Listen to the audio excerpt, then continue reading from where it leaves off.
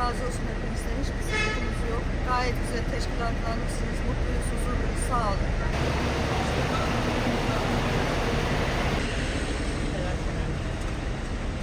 Çok büyük bir duyguyla, heyecanla arabada çıkmayı düşünüyorum. 14 yıldır bekliyorum. 14 yıldır bekliyorsunuz. 14 yıl heyecanı bugün sona erecek inşallah. Büyük hayalimize gidiyoruz. Daha bundan mutluluk var mı ki? Evet. 16 yıldır bekliyoruz. Bugün inşallah son. Tarihi gün sizin için.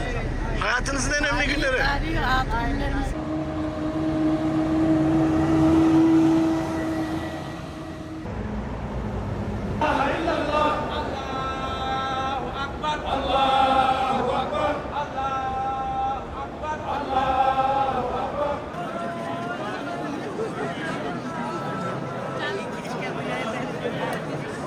Kemal keşke buraya beni götürsün var ya.